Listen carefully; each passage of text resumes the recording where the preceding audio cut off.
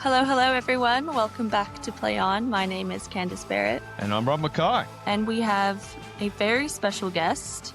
They often say if you want something done, give it to a busy person. And that sums up our next guest perfectly. Born and bred in Toowoomba, one of rugby's renowned nurseries, he was dux of his high school before venturing to the big smoke and studying medicine in Brisbane.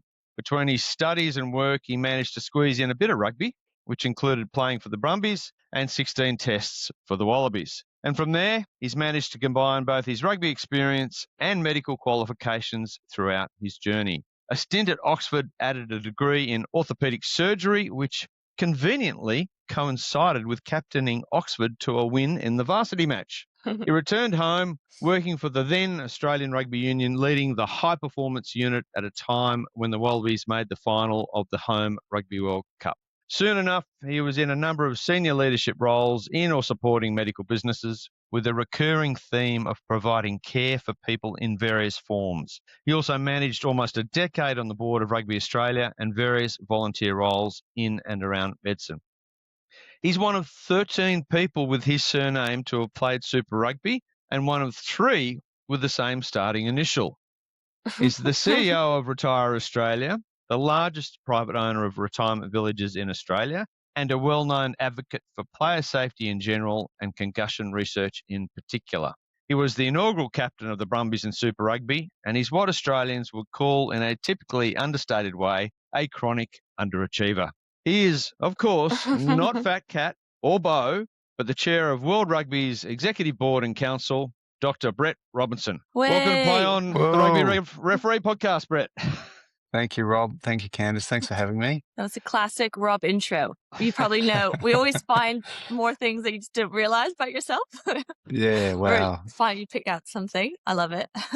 So was that all right, Brett? And did I get anything wrong there? No, it was very, very kind of you. Thanks, Rob. And it's a great pleasure to be with you both today. Well, thanks for coming on. So it's just been over a year since you were elected to the World Rugby role. How's your first year been juggling everything in your new world? It's been a great privilege, actually. Again, it was November 24 that I was elected and, came into the position, I guess, with a view to be a little bit more contemporary, be someone that was a bit more commercial, with a focus on culture and collaboration and bringing the game together. And a year on, looking back over the year that we've had, it was quite a year. So we had a very special moment in September last year where we hosted the Women's World Cup final at Twickenham. And the week preceding that, we had a week of the global rugby community coming together, the council and the General Assembly, to discuss and finally approve a new strategic plan for World Rugby, which was a wonderful moment for me. It was unanimously approved by the council, and that, I guess, was a lot of hard work from the many people to work to bring together the key threads of that plan and ultimately have it approved so that we now can get on with executing that plan. So that not only was it just an incredible experience, the Women's World Cup in England was a real landmark moment for the women's game globally. An extraordinary event, broke all sorts of records. Yeah, it was amazing. On and off the field. So it was really special. And now coming into this year, I guess we have a focus very much on preparing for the Men's World Cup in 27 in Australia, an Olympic Games in Los Angeles in 28, and also a Women's World Cup in Australia in 29. So there's lots ahead of us. There's also the wonderful Nations Championship and Nations Cup that's kicking off this year, and also our WXV programs across the world where we again continue to invest in the women's game. So lots to do. And again, just having come back from the UK, what an amazing Six Nations we saw, and the quality of rugby, the spirit of rugby, the way our match officials led and supported those games was quite extraordinary. I was in Stade de Francais on Saturday night to watch England lose on the bell. Yeah, so exciting. So it was pretty incredible, almost 100 points scored. And I was the week before, I was in Edinburgh to watch the Scots beat the French 50-40, get another 90 points scored. So I think the game's broadly in pretty good shape. We we had while I was away a shape of the game meeting. So it's where we come Mm-hmm. together as a game with all our technicians and coaches, referees, broadcasters, CEOs, and talk about the status of the game. And whilst we all agree we can't stand still, we do think that, the game's in pretty good shape, which is great. Mm-hmm. So the Women's World Cup, I think a lot of people, even the rugby community, were surprised at how big that became, particularly when you consider where it's come from, playing in suburban parks not that long ago to selling out Twickenham. They beat all the records pretty Absolutely. much. Yeah. So did you get the sense that even some of the people around the table at the time, once they got there in the flesh and saw it firsthand, do you think they were a bit surprised as well? Yeah, look, I think we weren't surprised. We were quietly confident that this game of ours has been growing significantly in terms of participation for women. So we currently have over 2 million women playing the game of rugby globally, and I think what we have aimed to do as World Rugby is invest in the women's game to enable more women to play and more countries to be competitive. So You can get that with WXV as well. I find you Yeah. get lots of different countries you wouldn't normally see together. And it Yeah. gives opportunities for match officials as well to be exposed to those little hubs when you have the Yeah, different absolutely. ones as well. Yeah, and to watch Hollie referee the final, and we had one of our great Australian female referees do the third, fourth playoff as well. I think it was a really special time. I mean, as you said, the records are amazing. I think we sold 98% of tickets available. I think it was 500,000 people attended, over 500,000 people attended. 50% of those people had been to their first women's rugby match, and 30% of those people had been to their first ever rugby match. So we were creating new markets. The broadcast audience across Europe, France, North America. We had the Prime Minister of Canada come to the game. Yay! It was a really special, joyous event. So that it was the joy of the way that the women play the game and what they bring to the game that I found really special.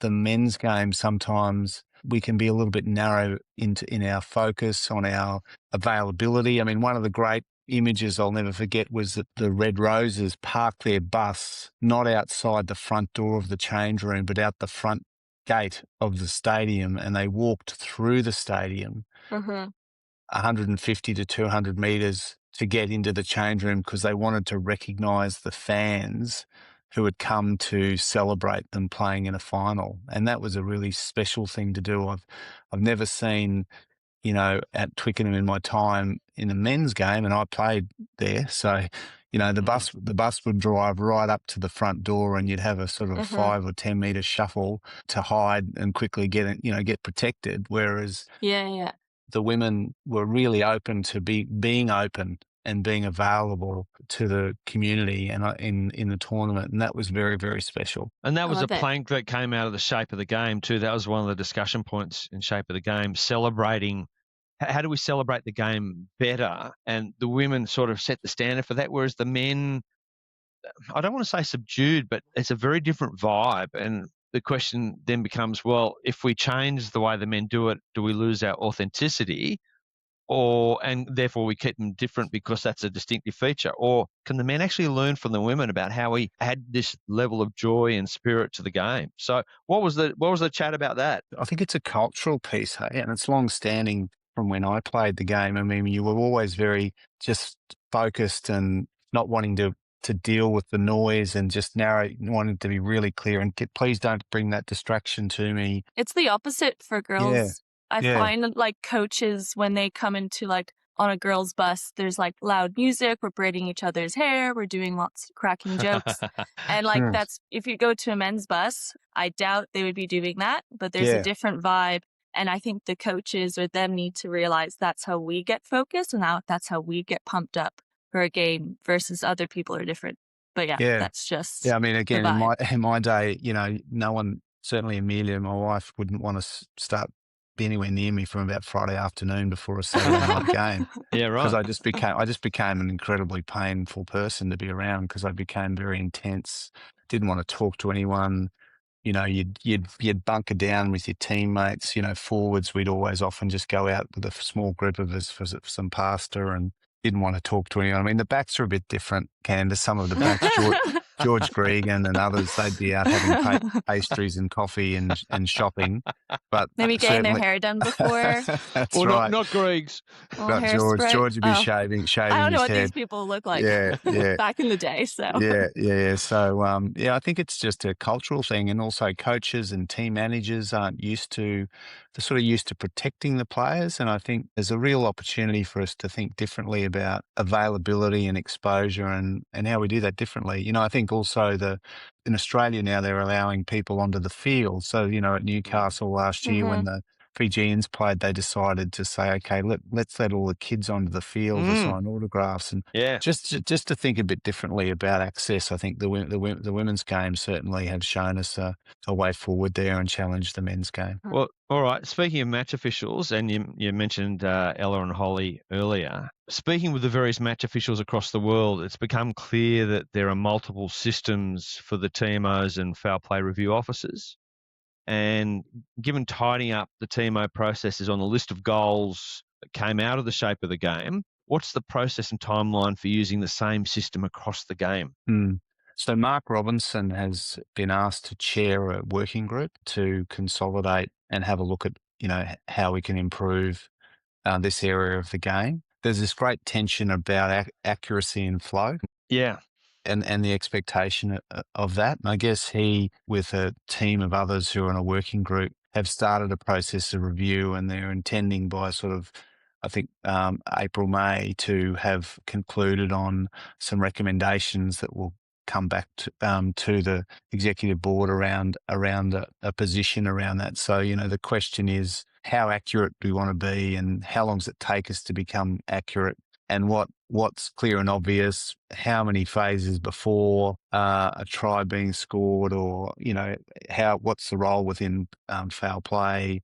How do we bring that together with the way a TMO and a referee manage? But interestingly, whilst that review is underway, there was a really, really good example of the power of having a really good combination of skills coming together in the game that I was lucky enough to watch in Scotland between France and Scotland. And we had Gus Gardner and Brett Cronin working together. And in Scotland, because they don't have the internal technology with their broadcaster and the in-match on-screen projections, they give everyone an earpiece, the good old ref talk, where you hear every conversation that's happening between the referee, the touch judges, and the TMO. I think you can buy it for like £5 outside the stadium. Yeah. So I stuck that in for the whole game, and I listened to the way that Gus managed the resources around him,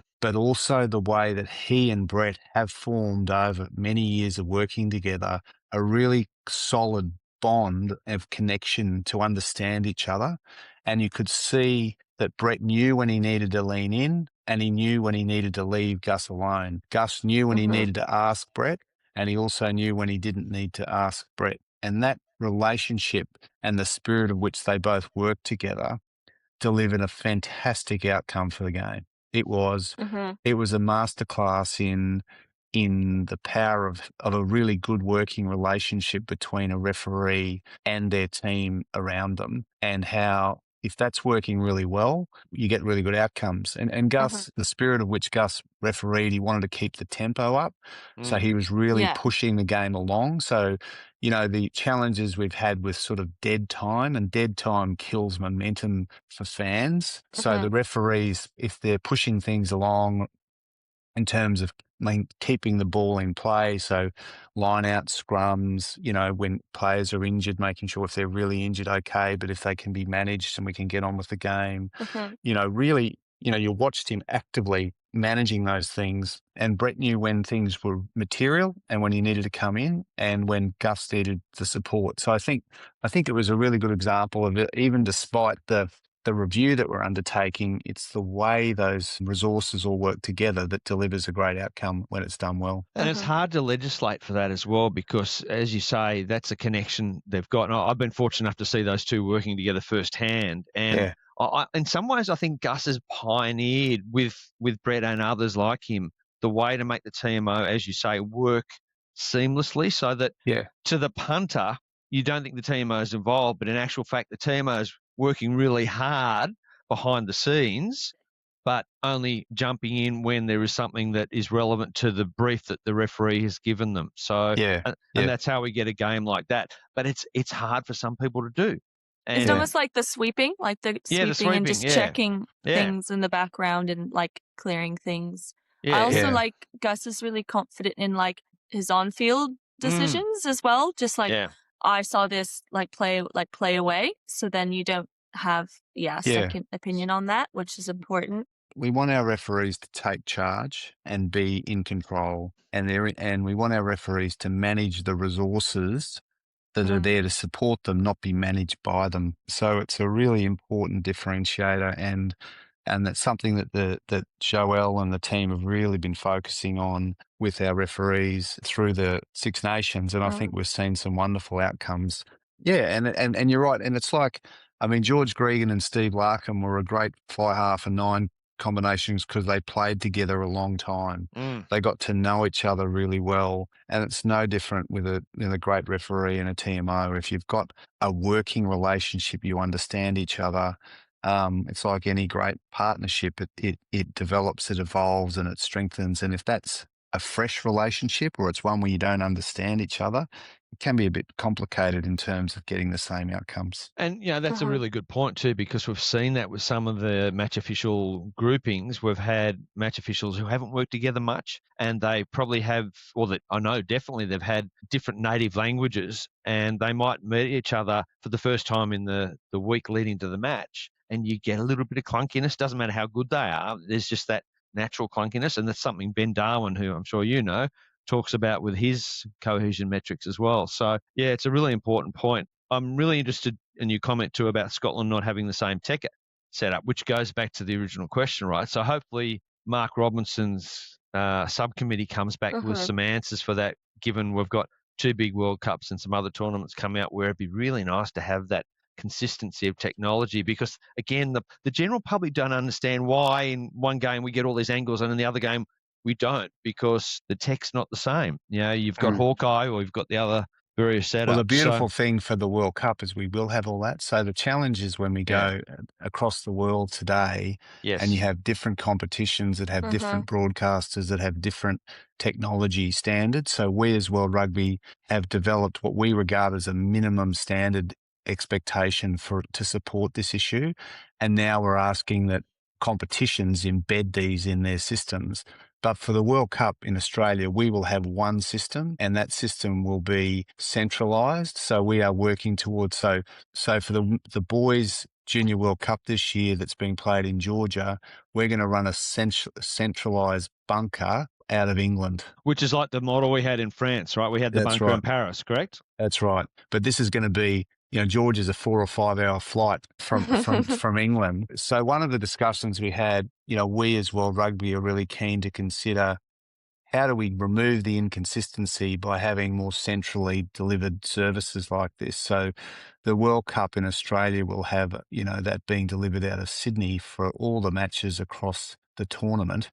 And therefore you have, real expertise that's going to be more centrally developed. And then how does that intersect into, the on-field match referee? But I think that consistency piece often comes down to capability, experience, and relationship. So, yeah, we definitely are looking to explore the technology centralisation model in the Junior World Cup this year. Well, speaking of the Junior World Cup, one of the interesting things about that too is the sternum tackle height law variation is being used as a closed trial. So to me, that suggests that that's where we're going with the professional game in due course. What's your view on that? Oh, I think there's still a fair bit of work to do on that. That's why the trial is underway. So we've had, I guess, one of the great things that World Rugby has done, which I'm really proud of because of my background, is that we've taken on the responsibility of safety very, very seriously as a game. And for many years, we have been investing heavily into better understanding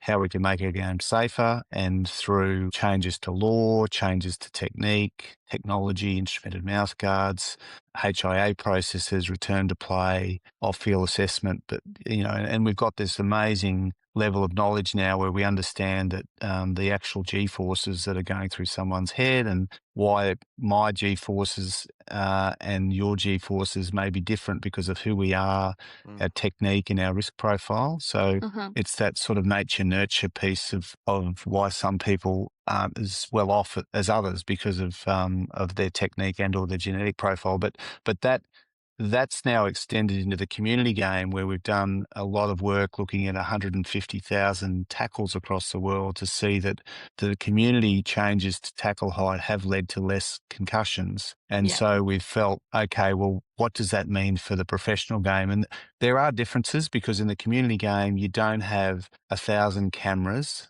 You don't have instrumented mouth guards. You don't have the medical support on the sidelines. You don't have any of the infrastructure that we have in the professional game. So there are mitigants that help protect the risk profile for athletes. But we did feel that on the basis of that community trial, was it worth understanding that in a closed trial environment and think that the Junior World Cup is a good place to start. So that's what we're going to do. And it also involves looking at the body height of the ball carrier as well, which is another sort of interesting element to say, okay, because, clearly did they drop their height? That's Did they do this? That's Are right. they hinging? That's right. Yeah. And then the other part of it is we don't want to make it all so complicated that the poor old referee doesn't know where to look and to start, because it does complicate, the process of a referee when they look at a contact situation. So we felt it was best to sort of start somewhere where we can do that in a closed environment and learn from it and see what if any of it is relevant to the professional game. Again, I think that's really exciting for the game, having that closed trial. So I'm really looking forward to seeing how that plays out, particularly given most of the under-20s have been playing for a couple of years at least under the Sternum law. So and the match officials will be used to it. So it's going to be a really good barometer of where we go, I think. So having got two boys that are playing club rugby for university and two daughters have been playing sevens, that's, as you say, it's been something that it was introduced in the community came about 3 years ago, and the boys came home and said, "Dad, what are you doing? The sky's going to fall in." Yes. But actually, interesting dinner table conversation. And it didn't, No. and the French would arguably say that it's improved the offload and continuity. So speeding up the game as well.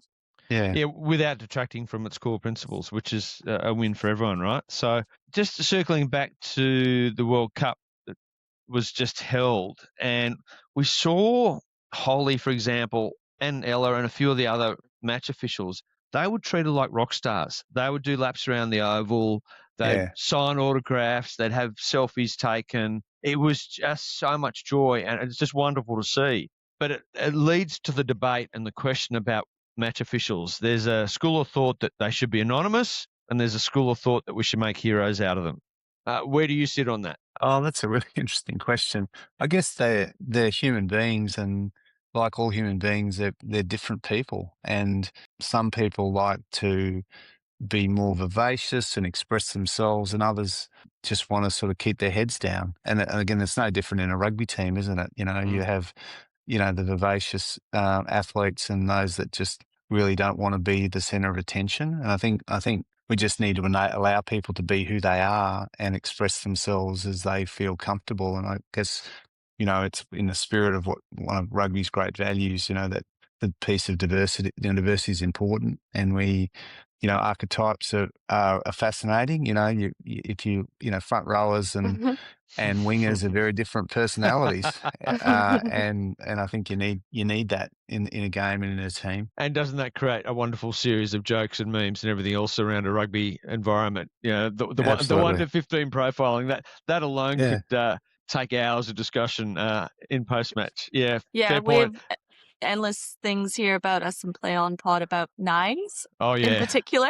Yeah. And then maybe we'll see a theme if the referees used to be nines in their playing days. So we'll have to see if there's correlation. Nick was a 9, wasn't he? Yeah. Nick was a 9. Hollie was a 9.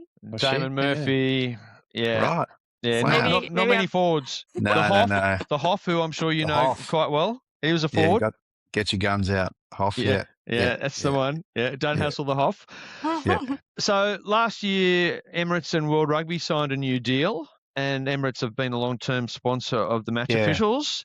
So what does that new deal mean for the match officials? And I know we talked about this last year, and what changes because of this new arrangement? Well, it was a £125 million 10-year sponsorship deal with Emirates across multiple properties for World Rugby, which included World Cups, particular events, and the match official. So yeah, it was one of it's the biggest ever single rugby sponsorship in the game. So it was a really special moment, and again, embedded on a relationship well over 30 years old. Again, highlights the relationship between the Emirates airline and rugby, and I think the value that they see in being aligned to our game. And, something I'm very proud about is that, rugby has this beautiful thing called our values, and it's really quite unique. Yeah. And it's worth a lot to people to be associated with that. And actually, just at the Shape of the Game meeting, we had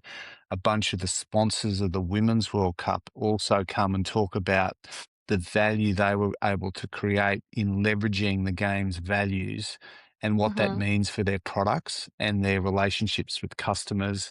And I think that's the same for the Emirates airline, and they see the value of the relationship being associated with our great global game and our major events.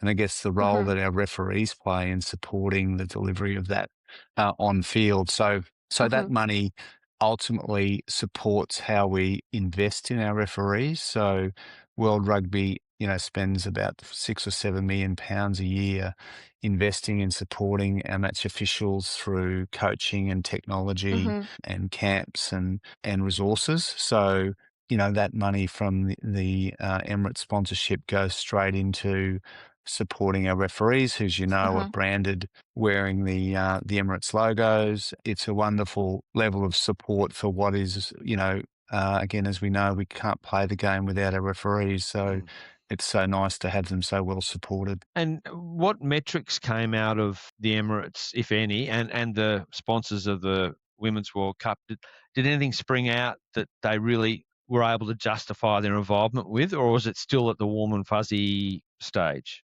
Oh, look, depending on the, O2 are a big sponsor. So, directly relates to brand recognition, connection to a particular customer segment.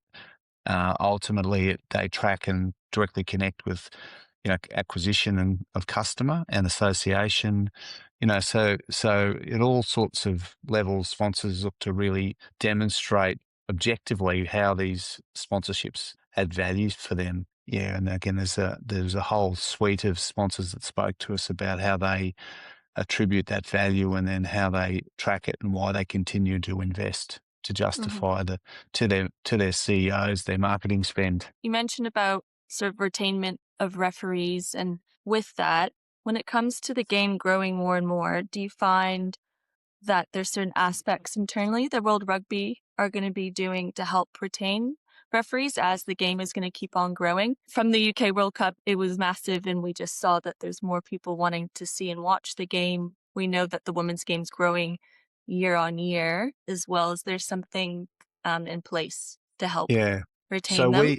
we rely heavily on our members investing in referees. So, the refereeing starts at the grassroots level, starts in our countries, in our clubs, in our schools, and in our unions supporting the pathways of referees. That comes from investment that comes from many unions. And look, to be honest, there are some unions that invest in a more systemic way than others. What do we do to incentivize that? World Rugby in the last cycle put an additional level of funding up to unions on the basis that they would invest in match officials and that monies that were being sourced or allocated from us to them was on the basis of them investing money in that internally. I guess then we layer into that the support that we provide for global identification of young referees and putting them into our system to support them. So our systems include the Sevens program. So we have a bunch of referees in the 3-7 series that we identify, we give opportunity.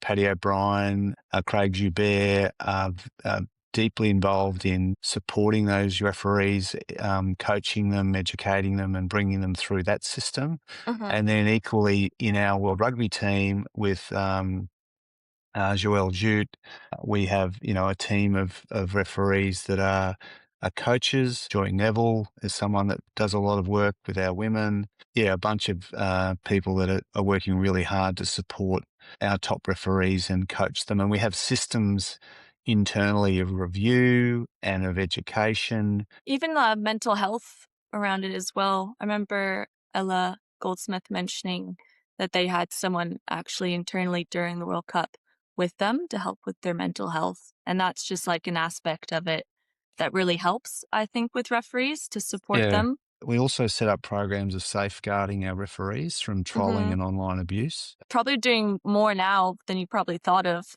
Yeah, because of social media. that's right. Yeah, and we have systems in place where we can find people who do that, and we've actually charged people Mm. arrested and charged for Hmm. abusing referees. So we take the responsibility of protecting our referees very seriously. Hmm. And again, at the shape of the game, there was a doubling down on our need to strengthen our policy around protecting our match officials from unnecessary pressure or abuse in our game. So it's a very, very important point that we, as World Rugby, take and take it very seriously. Hmm. It's an interesting point, isn't it? Because we've got that again, that balance between protecting the officials and also accountability, and that's on the same continuum because the public wants to know who's good, who's not, what's right, what's wrong. But at the same token, you don't want to throw your MOs under a bus. That's the last thing that we need. So trying to tread that fine line is very difficult for everyone. And it's interesting now, Super Rugby in the last few weeks have come out with a few Monday morning declarations, which remind me a little bit of the old NRL Monday review of the weekend activities, saying which laws were interpreted the right way, which ones were changing, etc.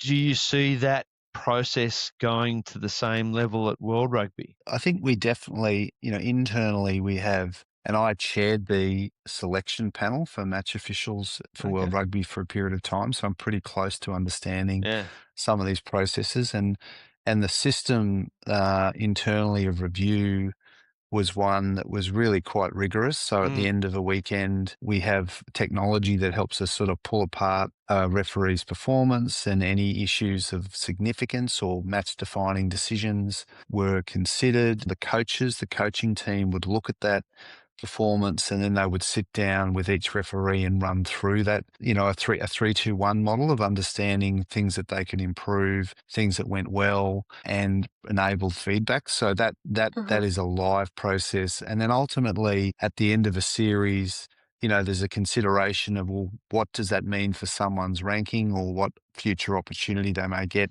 either to get, elevated in terms of the profile of opportunity or demoted. So internally, there are very serious rhythms of review that have consequence. But again, to your point, it isn't something that we sort of necessarily publicly Mm. discuss because, I think it's good for people to know there's a rigorous system. I'm not so sure we want to get into the sort of the public adjudication of these things, because I don't think it's fair on the individual referees to have to go through that publicly, but certainly privately, they are definitely held accountable, and there are consequences both for great performances as well as performances that are not so great. Hmm. And that's one of the great paradoxes of being a match official, isn't it? On the one hand, you're actually a team of your own, working together, team of three, team of four, team of five, team of six, etc. But you're also competing against everyone in that team for the same Yeah. roles. Whereas if you're in a Hmm. rugby playing squad, let's say you got 50 in the squad, there might be two or three other people tops in your position, and everyone else you don't have to worry about because, as you said earlier, the prop and the fullback aren't competing for the same Yeah. gig. Whereas you Yeah. might have 3 nines or 7 open side flankers, etc. Or not 7, sorry, 4 open side flankers. But all those guys and girls at a World Cup, they're capable of refereeing the final. Yeah. And I think it sort of highlights the need for selflessness and teamwork, and Mm. acknowledging that ultimately, it's not about you, it's about the team. And if you do your absolute best, that can mean you can be individually very successful and rewarded, but sometimes it doesn't work out, but you still have to be a very good team player, and you have to behave and be excited and proud and supportive of your team. And that's why I know, when we went into the Women's World Cup, I was fortunate enough to go to the opening capping ceremony for all the referees where we Yeah. Oh my God, congratulated so them. good. Yeah, so that was a really cool night. And the team, Alumbre, if you might know, who runs their women's programs and coaches, we went through a very personalised session where each of the players' families did a video that the referees didn't know about, Yes. and they got to speak as to why they were so proud. So it was a very emotional night. Where all the referees, so they ultimately going into the tournament knew that they were one team and that they were World Cup, they were winners just by being selected for the tournament. They received their caps, and then ultimately they needed to make sure that they did their best for each other, but as well as for themselves. I saw some of those, and I have to say, talk about pulling the heartstrings. Even now, just thinking back to it, I think I saw Ella's, maybe Maggie's, a couple of the others. It was Yeah. just Beautiful. beautiful. Yeah. It was just so authentic and so real and raw. Yeah. That sort of segues into a question about whistleblowers. We saw the whistleblowers documentary around the World Cup in France in 23. So give me another one. Oh, Does anyone know? please. Can we do that again? That was so good. That Mm. was so powerful. It was such a great advertisement for the game itself, but also an understanding of what these people go through to Yeah. deliver the game that we love that Yeah. so many people don't understand. No, they don't have a clue. Or seeing how Gus does his little pre. Yeah, When he's- practices getting on his knee. Well, it's there's got to be like on a the belly now. I mean, they've gone Yeah. right down to fully The lying pancake. down. Like, what do you Yeah. do from there? But yeah, so we're going to do that again. Yeah, look, actually, I don't know. It's a good question. I'm not actually 100% sure, but I think you raise a really good point about, us developing a deeper understanding of the work that goes into being a top referee, the physical training, the mental training, the management of self, the communication skills that they require, their understanding of law, the adjudication and choices that you need to make, how you need to work with people, the travel, the loneliness, the time away from your family. It was really lovely after that game in Scotland that all the team came up and had a beer with the team. So because it was an afternoon match, it was 2:10. The game finished early enough for the French and the Scots teams to come up to the reception, and then for Gus and his team all to come up, and it was really nice because I as I said to you earlier, I thought it was just a wonderful display from the team. Absolutely. And Abdel Benazir and Abdel's the chair of the rugby committee. Oh, yeah. He and I both went up and had a beer with the team and said congratulations and thanked them because the game would not have been what it was. I mean, this is the thing. People, you never get the praise as a referee if it's a cracking match because, you're not spoken about from the public sense. Yeah. But we know that a great game cannot happen without a great referee and team that are managing that outcome. And the spirit of which both teams played was fantastic, but the spirit of which the team of 5 participated in that and enabled that is why it was a great game. So, we made sure we let them know that they did a great job. I love it. Yeah, I love it too. It's such an important insight. Having been embedded in an elite team when the Sevens were here for a week and training with them and going through their reviews with them, it's intense. It's seriously intense, but the bond is strong as well. It's a fascinating insight into human nature. I was going to say, Rob, I want to do one of the fun ones. Okay, off you go. Okay. So this is one of Piercy's ones, by the way. Brett, question from the cloud. Sorry, I can't be there. Got a hypothetical. You find a lamp left outside 8 Pembroke Street in Dublin. It's a magic lamp and it gives you 5 chances to fix things in World Rugby. Give us your top 5 things you would like to fix if you were able to find a genie in a magic lamp. Look, I think probably one of the great challenges the game faces is the economic model. So it's of the professional game. So we have a bunch of leagues around the world and that are trying to maintain some stability financially about how they run and operate. And I think that underpins, I guess, the foundation of the international game. So I think the balancing act of being able to have many players play the game, but also being able to afford to fund and support them. I think the commerciality and the economics of the game are a little bit skewed at the moment. So I think that's something I like to find a way to ensure that we're investing in the right way to the right volume to deliver the right outcome, and don't, get the imbalance right. So that's probably one thing that I'd like to see. I think as a World Rugby chair in Australia, I want to sell the 2.5 million tickets we have on sale for Australia. We've sold Woo! 750,000 of them already, which was wonderful in the first stage. But I think to have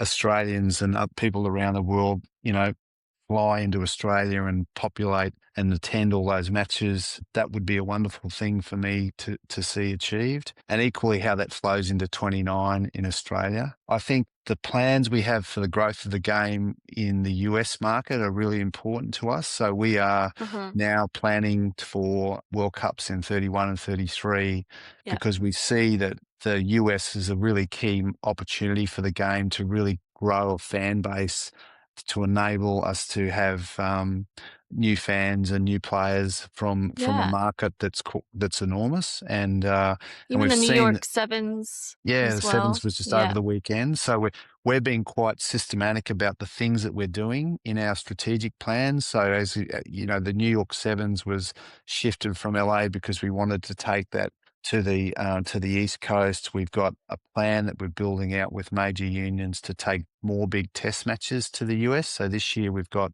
Is it All the Blacks? All Blacks are playing South Africa in Baltimore. They're all wearing their All Black NFL little kit as well, so you can get the merch all sorted. Yeah.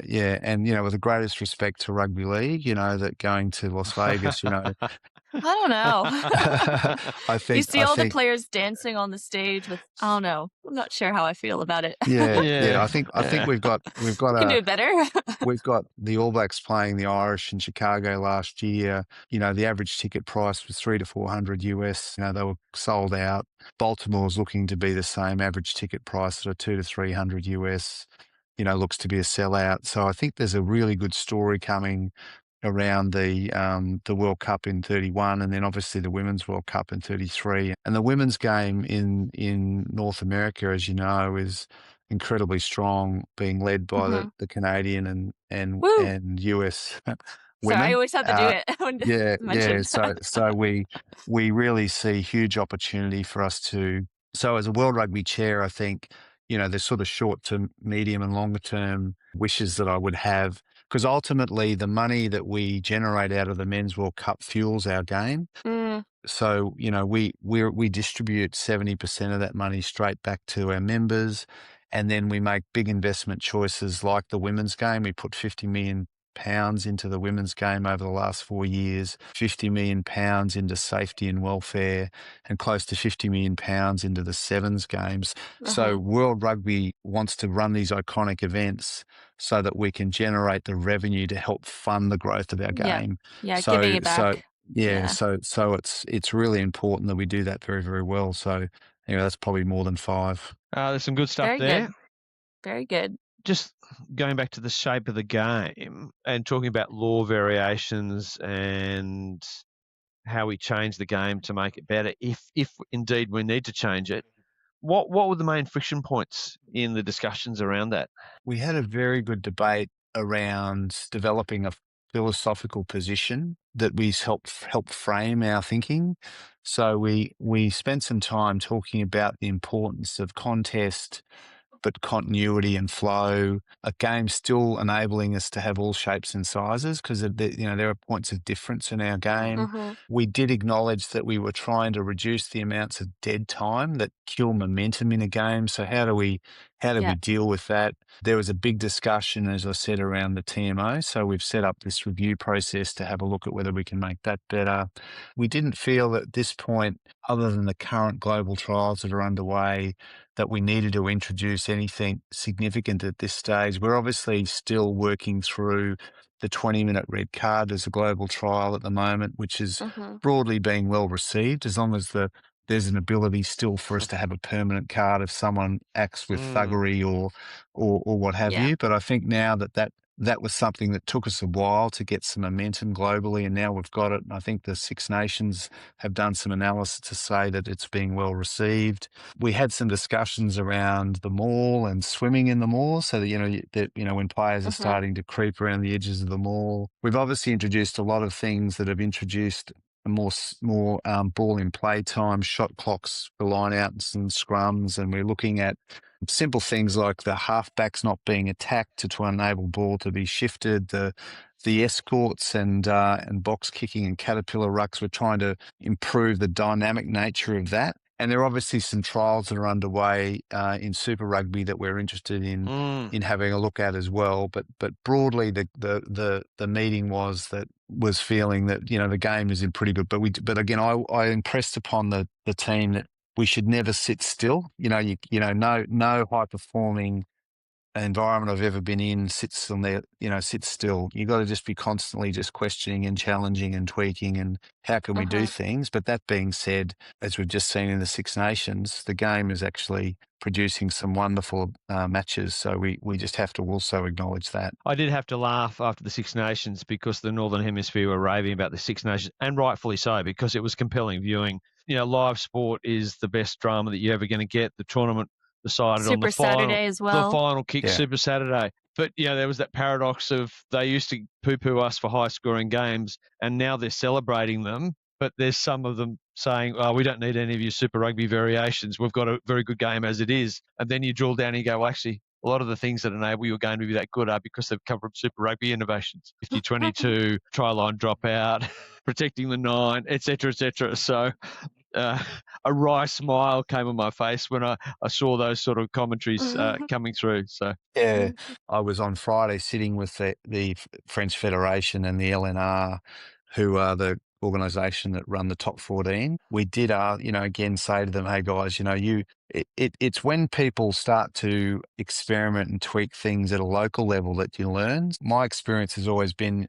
if people feel there's an opportunity to tweak or improve something, we should encourage that locally, because it's through that these things bubble up to us. I mean, World Rugby doesn't sit there with a magic wand and say, we must do this or you should do that. I think the best innovation, from my experience, always starts locally, and then you bring those things up. And we have a process within World Rugby where we have a moratorium on any rule changes at 12 months out from a Rugby World Cup. So, by the time we get to June, July, if there's anything that we need to tidy up, then that's the time to have done it by. And so if there's anything material that comes out of these law experiments in Super Rugby, well, let's have a look at them. But I think we're also conscious of saying that, things are in pretty good shape. So, it didn't want to create too many mixed messages around that. Yeah, well, that's exciting that there's that, I guess, commonality around the thinking, and we didn't have too many outliers that needed to be herded back into the tent. It sounds like everyone's largely on the same page. Yeah, look, I think it was interesting because there was a little bit of media speculation coming into the meeting about different points of view, and again, the journos like to beat things up a bit. But when we got in Classic. the room, when you've got a table of people with John Eales and Rassie Erasmus and Mel Robinson and Hollie Davidson and all these different people that are respected rugby people, Dean Mumm from Australia, and we just had some really good people, and those people can see that we all want the same thing, and that's a game that we love, that's attractive, that we love to play, and that people want to come and watch. But we've always got to can't lose sight of our stakeholders, because we do need to be focused on our fan. We do need to be attracting people that are new to our game. We want to maintain those that are the diehard rugby fans, but we've got to be very careful to sort of put our heads in the sand and not be open-minded to the things that frustrate people, because our game is complex, but when played brilliantly, that complexity is magical. But when not so much, it can be a bit confusing and complicated or grey. Yeah. And so I think we have to acknowledge that we do want to continue to be relevant to young children, families, parents, and people around the world, because again, one of the ambitions we have is to continue to grow. I mean, we've got targets to move the needle on the women's game to, by 2030 of up to 3 million women playing the game from 2 million. So we're really wanting to accelerate the interest and appetite of our game for women. And that's where the sevens game is so important as a starter. It enables skills to be developed and then people to step into the 15s game, particularly in emerging markets like Asia and Africa and South America and the US. Or even Australia. The first game that girls usually play in Australia, the first game of tackle, is sevens. It's not 15s. Oh, yeah, I've got two daughters. Yeah. 2 daughters that played touch all their lives through school. Exactly. And developed really good passing skills, spatial awareness, and then they started to play sevens when they were sort of 15 and 16 and developed the confidence in contact and being able to tackle, and that takes time. And that, again, if you're not doing that from the age of 3 or 4, it does take time, and sevens enables you to probably do that in a little bit more of a controlled way and a safer way initially. Yeah, I would agree with that. I ran a girls program at our local club a few years ago, and it was really interesting. You sort of had 2 groups of girls: the girls who were very happy to be involved with the tackle, and the girls who just wanted to play touch. But we couldn't bridge the gap. So what I started doing was having them training next to each other in parallel. So same sort of thing, but one was doing touch, one was doing tackle. And there was this sort of osmosis. The touch girls would slowly start looking at the tackle girls, and a couple would go over, a couple more would go over, because they'd see the tackle girls in action and go, actually, that's not so bad. Yeah. I'm doing much of that anyway. I'm getting bumped playing touch anyway. They're used to seeing the big hits on the TV with the men in particular. Yeah. So they're thinking, oh, it's going to hurt. And then they see their friends do it and get out laughing. The girls would put a hit on one of their friends and get up and go, oh, that's pretty good. Let's go again, And slowly but surely, we got enough critical mass to get a couple of teams on the paddock. It was such a wonderful feeling, and the joy, again, on the girls' faces was magnificent. So where I'm going with that, sevens is a massive feeder all over the world. I was a bit concerned that at the World Sevens, the series level, that there was a lot of tweaking, and some people were saying, oh, World Rugby can't afford to fund it. They're going to kill it. But I'm not getting that sense from talking to you today. Quite the opposite. No, we're very committed. I mean, we're committed right into 28 and then obviously into Australia in 32, because I caught up before Christmas with Kirsty Coventry, who's the new ISC chair in Lausanne. Kirsty's from Zimbabwe, an proud Olympian. But she is a rugby fan. She actually watched me play. That's how old I'm feeling. Me play rugby in Zimbabwe for the emerging Wallabies, years ago. Okay. Her uncle is a guy called Gary Teichman, who was a Springbok captain. And I've played against as well. And she sees rugby as a really important part of the Olympic program. As we know, in Paris, there were 550,000 people that went in and out of the stadium over 6 days, 3 days for men, 3 for women. In the middle day of that tournament, 130,000 people when we emptied and filled the stadium twice. So it's a big draw card for the Olympic Games and a revenue generator as well. Absolutely, We are absolutely committed to the sevens programs heading into 28 and in LA. We're certainly through the new 7 series. I don't know if you've been watching it, but there are 3 levels of the series, and the current top tier of that has the best 8 teams playing against each other, and it's brutal. Oh, absolutely. It is brutal. It is brutal, and that it's tighter. It's over 2 days, and no match you can sit on your heels, or you just won't get through. So it's it's been pretty special. And obviously we've got Hong Kong, we've got the sevens 2 and 3 series now qualifying teams to come together in the Hong Kong event that I'll be up at in mid to late April, and then we go to Spain, and then we head up to Bordeaux for the final of the 7 series for this year. So, I mean, I love sevens. I played it. I like watching it. My daughters play it. I think it's a very important part of our game. Yeah, I love it too. You touched on sevens and the finances, and we talked about it in your special list of 5.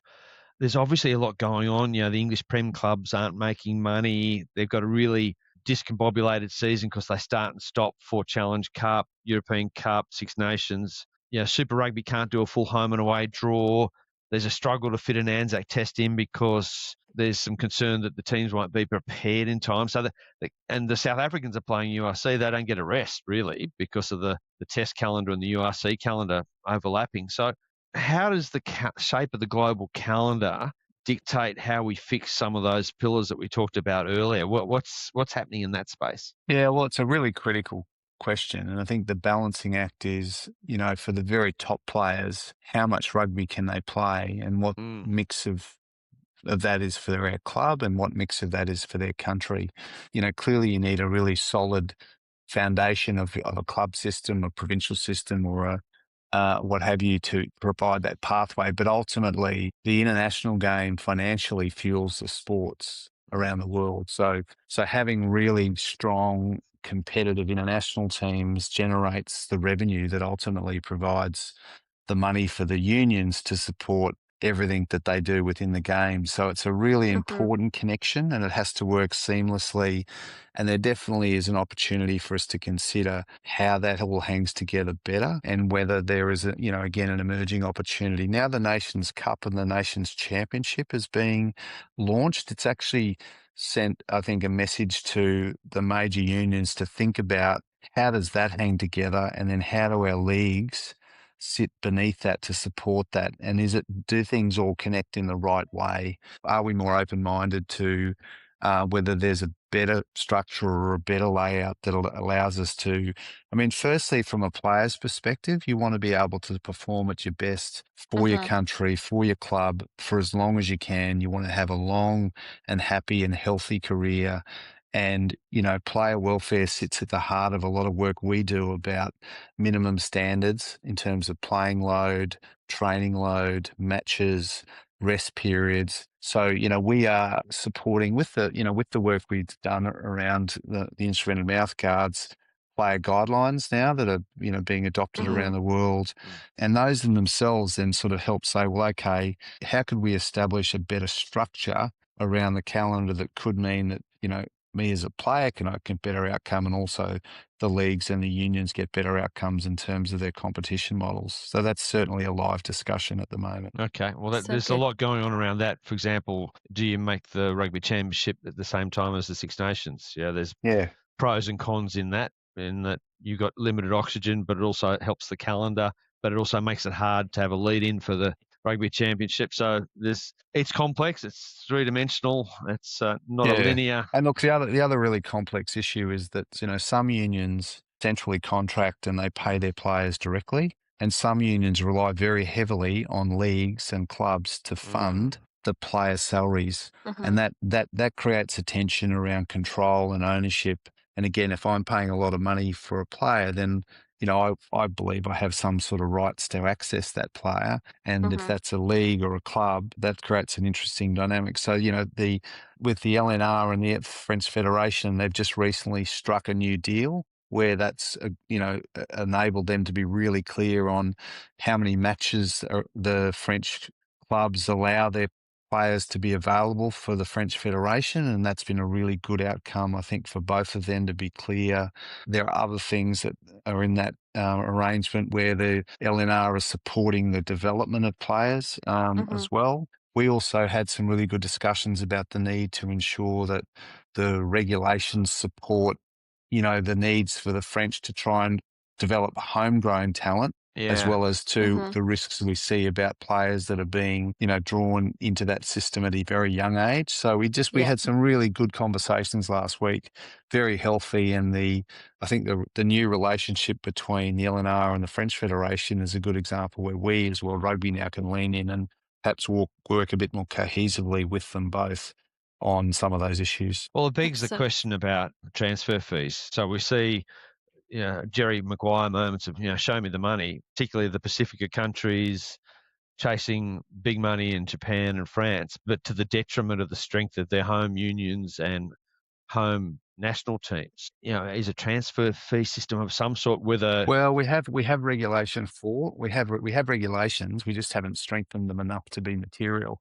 So we have regulations 4 and 5. So again, as a part of my mandate for election, I really want to take this issue on and to strengthen that up. So as a part of our new strategic plan, we are revisiting those regulations and making sure that they are material and that they reflect, working with our unions on how can that best work and how it can be administered. So I think that's a very important thing for us to continue, because you're right, you have, young players that are being developed in countries around the world that are often at very young ages and are being, picked up and by player agents and are being shopped around the Yeah. world.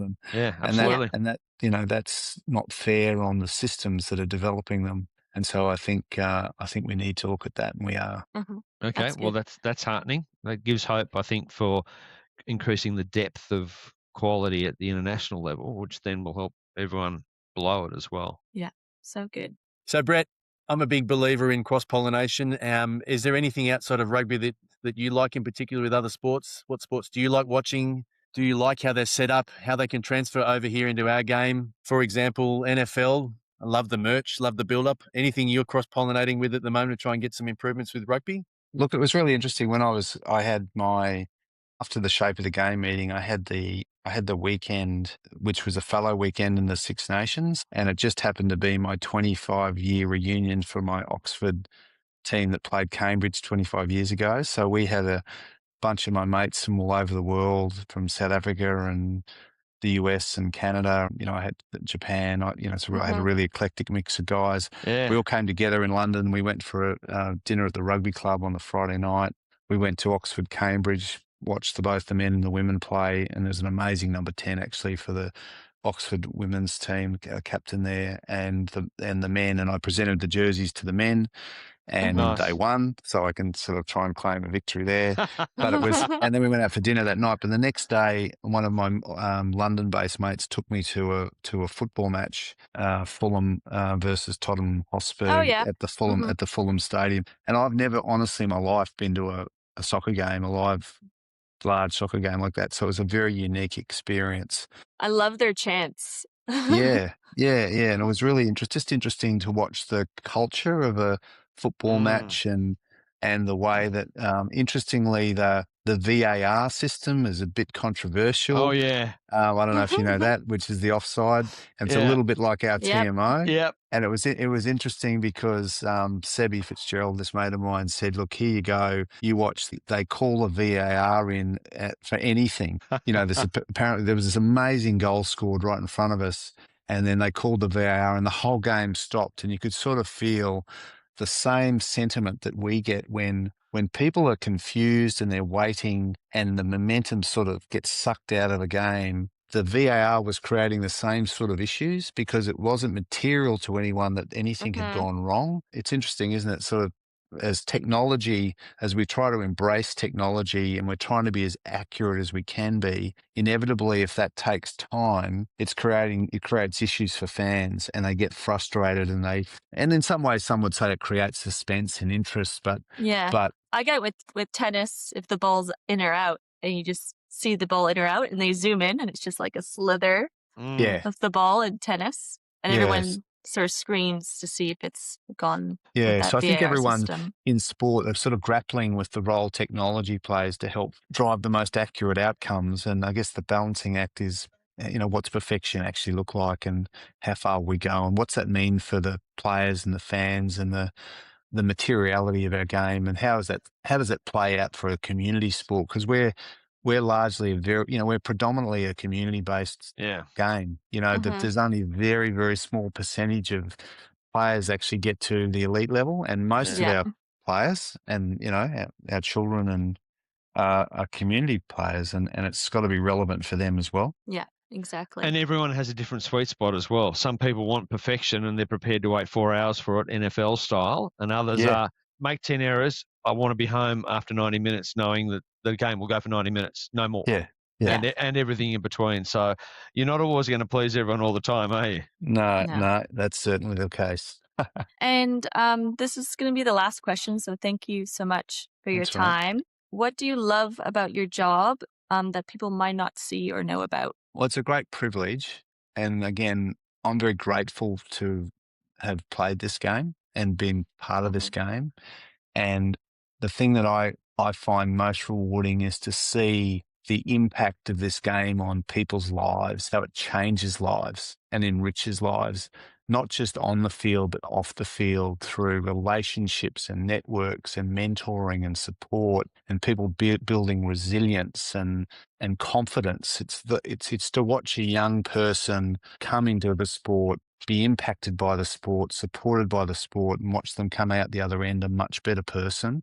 And I think rugby has such a tremendous culture globally that you can turn up into a rugby club in Brisbane or in Buenos Aires and you will have that rugby family come around you to support you. So I think that's probably the greatest thing of our game that I really love seeing that happen and watching that happen. And it's why I love the game, and it's why it's given so much to me, and I see it giving so much to many other people, and why it's so important for us to see it thrive and grow. It's quite unique, and not every sporting product is like that. It doesn't necessarily have the same substance to it as rugby does. Oh, I love it. Well, what So a great good. way to wrap up what has been a very comprehensive discussion, yet at the same time, so many other things that we could talk about. So thank you very much, Brett, for your time. Really appreciate it. As I said up front, you're a busy man, but you've made time for us to share your insights into the game, and we truly appreciate it. Thank you. No, thanks, Rob. Thanks, Ken. So thanks for all you do to promote the game, eh? Yeah, we'll